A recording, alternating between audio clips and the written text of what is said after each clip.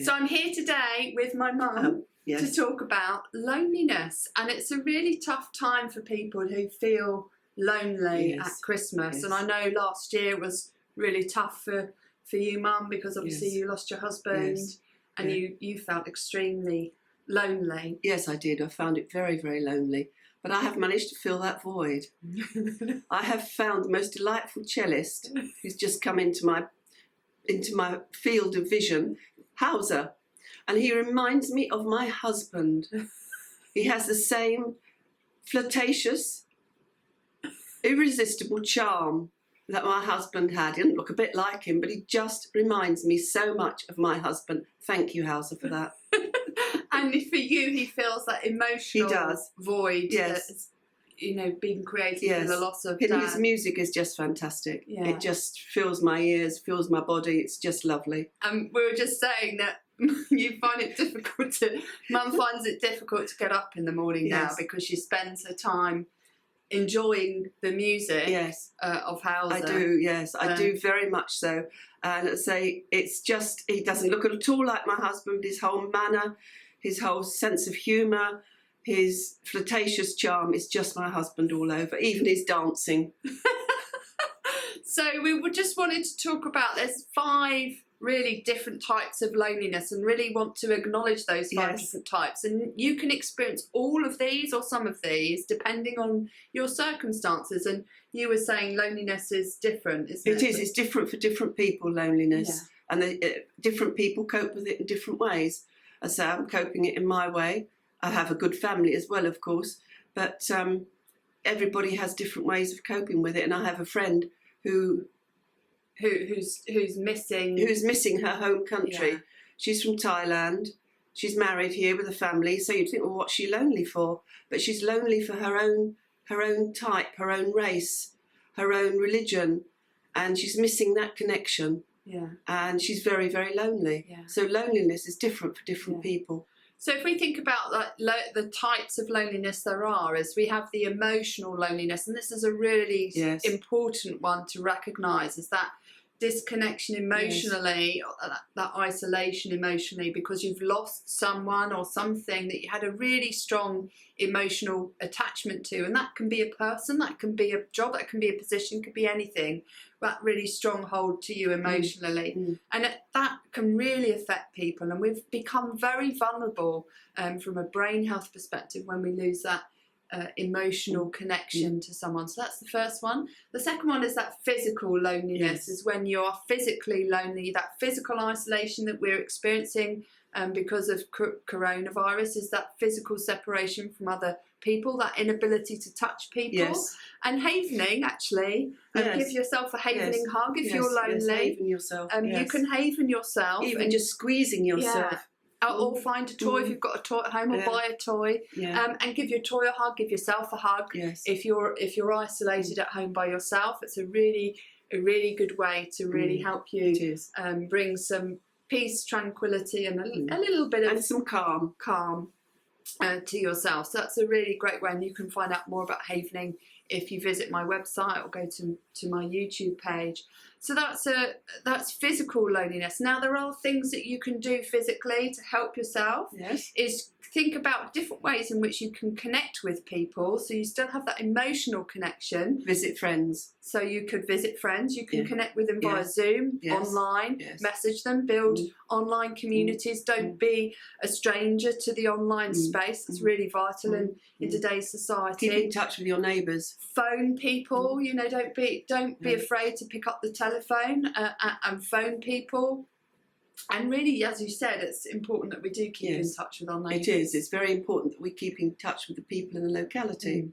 Because you see those probably more often. Yeah, that's right. And also, if you know somebody who is really physically isolated, then go send them a Christmas card, send them a lovely message, knock on their door. Stand on the doorstep and talk to them. Sing some carols, talk to them, have a little conversation with them. So, from a socially distanced perspective, there's things that you can do. So that's physical isolation. Then we come on to the physical loneliness. Then we come on to mental loneliness. And this is about the loss of connection mentally, so that stimulation that we have in our mind, all the mental aspects that people would have been feeling that are now no longer there. So I know Dad used to pretty much do everything, didn't he? He did everything, yes. I hadn't realised how much he did until I hadn't got him anymore. All the finances and everything else. Yes. So then Mum had this huge void, it's completely lonely. It was terrible. Mentally. I didn't know how to cope with anything. I've learnt since, thankfully. Yeah. And having the havening brought me through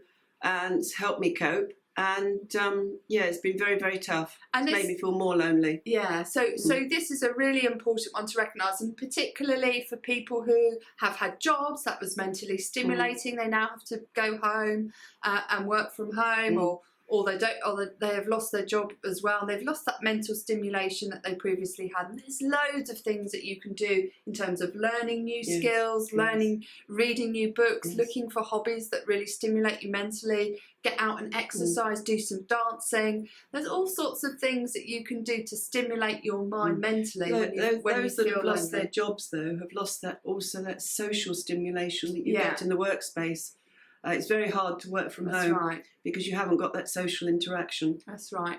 And that brings us on to the fourth aspect of loneliness, which is spiritual loneliness, that connection to yourself, to your sense of purpose, that connection to others, which as you say, people in the workplace have lost that sense of connection to people, that social connection, and also the connection to the higher purpose, the higher state, that spiritual connection, whatever that may be for you. And there are ways, churches have gone online. Yes. There are ways in which you can think about connecting to people differently that we haven't been doing before. Zoom is a classic one, but get very creative. You can also do exercise online as well, which helps you spiritually as well, and yoga, and there's all sorts of classes online that you can do to help you. Yeah, and if you have lost your job, it can be very difficult for some people, particularly those that are the breadwinners of the house. Is they can find it hard to actually acknowledge that they're feeling incredibly lonely and incredibly vulnerable because of that situation. And they also have strong feelings of guilt, possibly because they've lost their job. Yeah, or even shame too. Yes. So there is help out there through coaching. You can get some support through coaching, and I do a program to really help people get greater clarity and focus so that they can move forward in life, get the direction of travel that they need to move forward and really lift their energy levels and performance and productivity so that they can reach that next level of performance and potential in life and really live with purpose and passion again. And then the fourth one is our loss of our loneliness to our surroundings. And I know you mentioned your friend who wants to go back to Thailand and she's lost those surroundings. She's lost that connection. Yes, she needs to recharge, she said. Which is, there are ways we can do this. So one great thing that I know that we did in terms of lifting your happiness levels is building a happy folder of pictures. So if you have lost your sense of connection to the surroundings you love to go to, then bring those surroundings into your space, print out pictures, put picture folder on your phone to really lift your energy levels when you look at those. Create a lovely space in your house if you've got the space to do so, or a little corner in your house that reminds you of that place that you love to go. So you can go there where you're feeling low and you can really lift your spirits. So there are things that you can do. Or use music as I have done.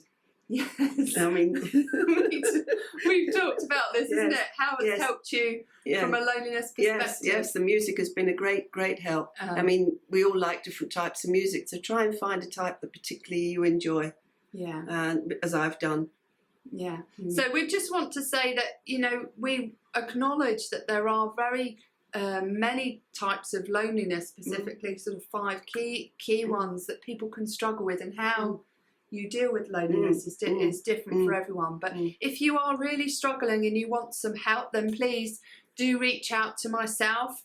Particularly if you're struggling with trauma and you're really in a dark place, then the havening can be a fantastic way to lift you, to let go of those unhelpful emotions. And if you're ready to move into a coaching program to get greater clarity and focus and lift your energy levels to that next level so that you can enhance your performance and potential for not just you, but help your family and your workspace as well, then please do reach out to me for coaching programs that can really help you unchain, unlock and unleash your full potential. I hope you found this helpful. There is hope. Yeah, there is definitely hope there. And don't please help people that are feeling lonely this Christmas so that they can have a happy Christmas. Yes, do visit, even if it's from a distance. Yes. Bye for now. Bye-bye.